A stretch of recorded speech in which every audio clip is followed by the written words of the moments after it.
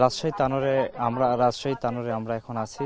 শিশু আপনারা প্রাণ ভরে আমাদের প্রিয় সাজিদ ছোট্ট সন্তানের জন্য দোয়া করবেন। আসসালামু আলাইকুম ওয়া রাহমাতুল্লাহি ওয়া বারাকাতুহু। সাহেব চলে আসো, নামাজ শুরু হচ্ছে জানাজা পড়ানোর জন্য। তানোরের কোয়েলহাট গ্রাম, সেখানে আছি। এখানেই কিন্তু আপনারা জানেন যে গত বুধবার থেকে শুরু হয়ে টানা ৩৩ ঘন্টা পর কিন্তু অভিযানের পরপরই কিন্তু শিশু সাজিদকে কিন্তু উদ্ধার করা হয়। শিশু সাজিদের উদ্ধার করার পরপরই কিন্তু যারা ছিল, বিশেষ করে ফায়ার সার্ভিসের যেসব কর্মী, তারা কিন্তু আপ্রাণ চেষ্টা চালিয়ে গেছেন শেষ পর্যন্ত শিশু সাজিদকে অক্ষত অবস্থায় উদ্ধার করার জন্য। কিন্তু পরবর্তীতে দেখা যায় যে ৩৩ ঘন্টা পর যখন নিথর দেহ ছিল, পরবর্তীতে তাকে কিন্তু তড়িঘড়ি করে যত দ্রুত সম্ভব এখানে তানোর যে স্বাস্থ্য কমপ্লেক্স আছে সেখানে কিন্তু নিয়ে যাওয়া হয়। নিয়ে যাওয়ার পরে তাকে প্রাথমিক যে চিকিৎসার পরীক্ষা নিরীক্ষা সেগুলো করার পরেও দেখা যায় যে তার দেহে আসলেই প্রাণ নেই। পরবর্তীতে তাকে কিন্তু মৃত ঘোষণা করা হয়। মৃত ঘোষণার পর মাধ্যম থেকে শুরু করে এখানে তার যে মা বাবা, সাজিদের মা বাবা সবাই কিন্তু শোকে মাতম শুরু করে দেয়। এখন পর্যন্ত আমরা দেখতে পাচ্ছি যে সাজিদের মা বাবা বা তাদের যে স্বজন, তারা কিন্তু কেউই আসলে এই শোকটাকে ভুলতে পারছেন না। তারা বারবারই বলছেন যে সাজিদ পাশেই ছিল, মায়ের পাশেই ছিল, মার সঙ্গে হাঁটতে হাঁটতে এই দুর্ঘটনাটা ঘটে গেছে। সেই স্মৃতিটুকু কিন্তু তার মা কোনোভাবে ভুলতে পারছেন না। পরবর্তীতে আজকে সকাল থেকে আমরা দেখতে পাচ্ছি যে তার যে বাড়ি, সেই বাড়িতে কিন্তু আশেপাশের যারা স্বজন এবং মানুষ আছেন তারা কিন্তু দূর দূরান্ত থেকে ছুটে এসেছে শুধুমাত্র এক নজর সাজিদকে দেখার জন্য। এবং তখন থেকে আমরা দেখতে পাচ্ছি যে বিপুল সংখ্যক জনগণ তারা কিন্তু এখানে ছুটে এসেছে শুধুমাত্র সাজিদকে দেখার জন্য। এবং তার বাড়ি থেকে সামনেই কিন্তু যে জায়গাটিতে সাজিদ যে কূপে পড়েছিল, সেই কূপ খননের জায়গাটি, এখন কিন্তু সাজিদের যে জানাজার নামাজ সেটি কিন্তু শুরু হয়েছে। আপনারা দেখতেই পাচ্ছেন যে হাজার হাজার মানুষ কিন্তু এখানে ছুটে এসেছে শুধুমাত্র তার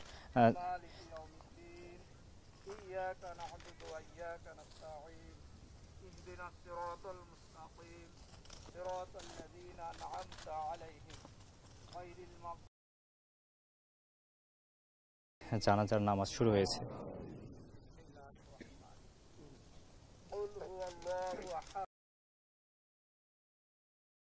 لم يلد ولم يولد ولم يكن له كفوا أحد الله أكبر اللهم صل على محمد وعلى آل محمد كما صليت على إبراهيم وعلى آل إبراهيم إنك حميد مجيد اللهم بارك على محمد وعلى آل محمد كما باركت على إبراهيم وعلى آل إبراهيم إنك حميد مجيد الله أكبر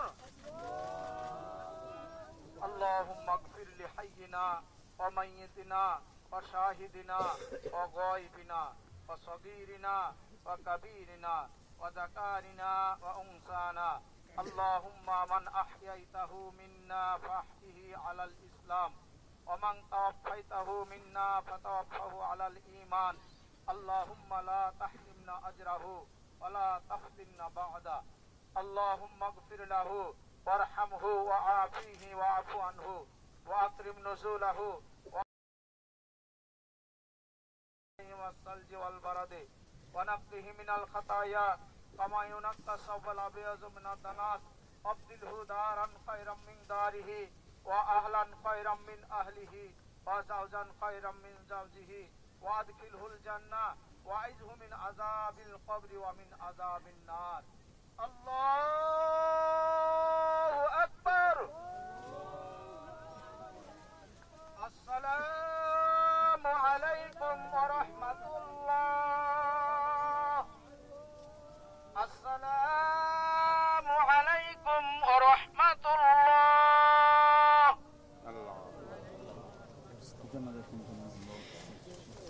সাজিদের জানাজা সম্পূর্ণ হলো। এখন সাজিদের যে দাফনের কার্যক্রম সেটি কিন্তু সম্পূর্ণ করার জন্য কবরস্থানে কিন্তু তাকে নিয়ে যাওয়ার জন্য যে প্রস্তুতি সেটি কিন্তু চলছে আমরা দেখতে পাচ্ছি। আসলে গতকালকে যে ঘটনাটি রাত্রে যখন ঘটে, সাজিদকে যখন উদ্ধার করা হয় তার পরপরই আমরা দেখতে পেয়েছি যে এখানে যেসব জনতা ছিল এবং সাজিদের পরিবারের যেসব সদস্য ছিল সবাই কিন্তু অপেক্ষায় ছিল হয়তো সাজিদ জীবিত অবস্থায় ফিরে আসবে, কিন্তু পরবর্তীতে যখন তারা শোনেন যে আসলে সাজিদ জীবিত অবস্থায় তাদের মাজার ফিরে আসছেন না, তারপর থেকে কিন্তু শুরু হয়ে যায় শোকের যে মাতরম এবং শোকের যে ছায়া সেটি কিন্তু আমরা দেখতে পাচ্ছি। আমরা বেশ কয়েকজনের সঙ্গে কথা বলেছি, তারাও বলছেন যে ছোট্ট এই বাচ্চাটি 2 বছর বয়স মাত্র, তার এই প্রয়াণ কোনোভাবেই তারা মেনে নিতে পারছে না। তার এই মৃত্যুর কারণে একটা পরিবারের যে শোক, তার মা কিভাবে সইবে সেটিও কিন্তু তারা বলছেন। আসলে পরিবার এবং ডিজাইন, এলিগেন্স, বিউটি, সেরা পণ্য সবার জন্য জেভিকো। পরিবারের সদস্য যারা আছেন, বিশেষ করে তার মা সবসময় সাজিদের সঙ্গে ছিল, তার আসলে এই স্মৃতিটুকু কিন্তু কোনোভাবেই ভুলবার নয়। সাজিদের বাবার সঙ্গে আমরা কথা বলেছি, তিনিও সবসময় খোঁজ খবর নিচ্ছিলেন, কিন্তু যখন তিনি এসে দেখেন যে তার ছেলেকে যখন ফায়ার সার্ভিসের সদস্যরা মেডিকেলে নিয়ে যাচ্ছিল, তখন থেকে কিন্তু তিনি বড় ধরনের একটি আভাস পান যে সাজিদ আর জীবিত নেই। তারপর থেকে কিন্তু তার মাঝেও আমরা দেখতে পাচ্ছি এক ধরনের শোক আছেন দেখতে পাচ্ছি। এখন হচ্ছে সাজিদকে যে তার বাড়ির পাশে যে কবরস্থান আছে সেখানে দাপন সম্পূর্ণ করার জন্য কিন্তু সেখানে নিয়ে যাওয়া হচ্ছে। আমরা দেখতে পাচ্ছি যে মুসলমান যারা আছেন এবং তার স্বজন এবং দূরাত্মীয় যারা, বিশেষ করে যারা সাজিদকে এক নজর দেখার জন্য এসেছেন, তারাও কিন্তু এখানে এসেছেন ছুটে সাজিদকে এক নজর দেখার জন্য শেষবারের মতো, এবং তার জন্য দোয়া করার জন্য এবং তার জানাজার নামাজে শরিক হওয়ার জন্য। জানাজার নামাজ 10:30টায় শুরু হওয়ার কথা ছিল, সেই অনুযায়ী কিন্তু তাকে গোসল করানো হয় এবং গোসল শেষ করার পর এখানে এসে ঠিক ওই কূপের পাশে যে ফাঁকা মাঠটি আছে সেই মাঠে নিয়ে এসে তার মৃতদেহটি রাখা হয় এবং সেখানে কিন্তু এই জানাজার নামাজটি সম্পূর্ণ হলো। এবং জানাজার নামাজ সম্পূর্ণ হওয়ার পরে তার দাফন যে প্রক্রিয়াটি সেটি সম্পূর্ণ করার জন্য এখন তাকে কবরস্থানে দিকে নিয়ে যাওয়া হচ্ছে।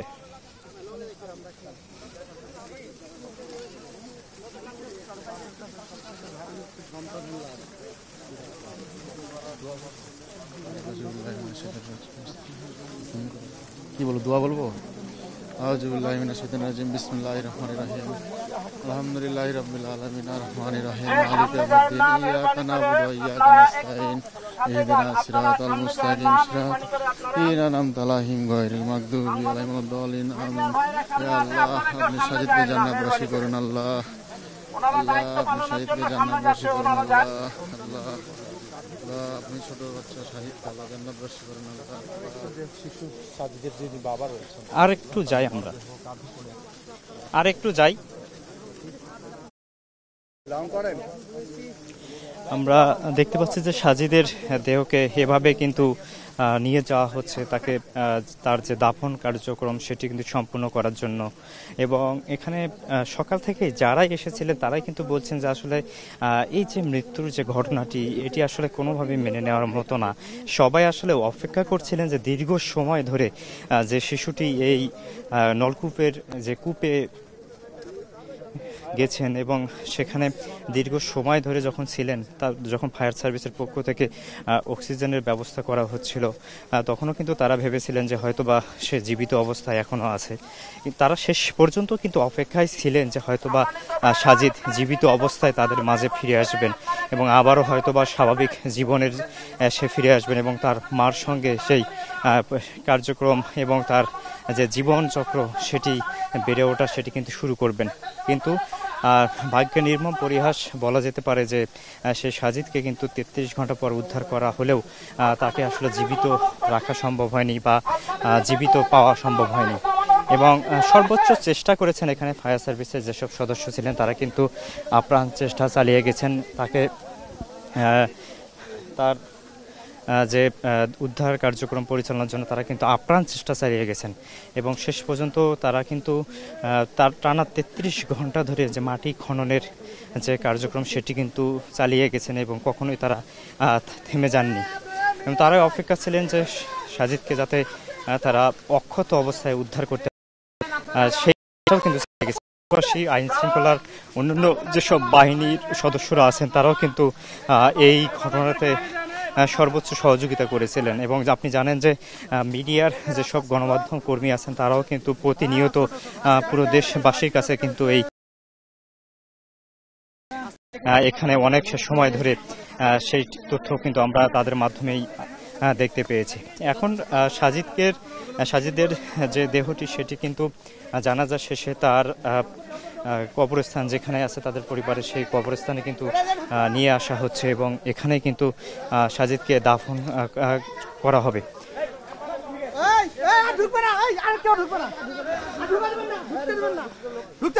তার যে কবরস্থান সেখানে কিন্তু চলে এসেছি, দেখতে পাচ্ছেন যে এই পাশে কিন্তু কবরস্থান এবং এখানেই সাজিদকে কিন্তু সমাহিত করা হবে।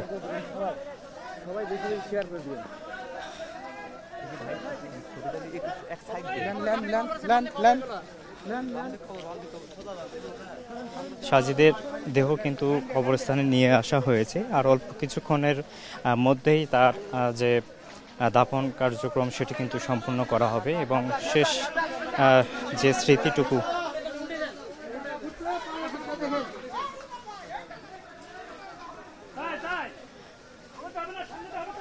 সেটি কিন্তু আমরা দেখতে পাচ্ছি যে সাজিদকে কবরস্থানে নিয়ে আসা হয়েছে।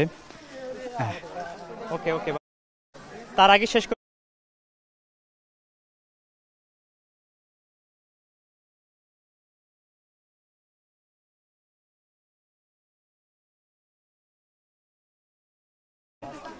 সাজিদের দেহ কিন্তু কবরস্থানে নিয়ে আসা হয়েছে, এখানেই দাফন কার্যক্রম সম্পন্ন করা হবে এবং আপনারা দেখতেই পাচ্ছেন যে আমার পিছনেই কিন্তু তার যে কবরস্থান সেখানে কিন্তু তার দাফন কার্যক্রম সম্পন্ন করা হচ্ছে এবং এই ছিল রাজশাহী তানোর কোয়েলহাট থেকে সাজিদের যে দাফন কার্যক্রমের আমার কাছে সবচেয়ে তথ্য।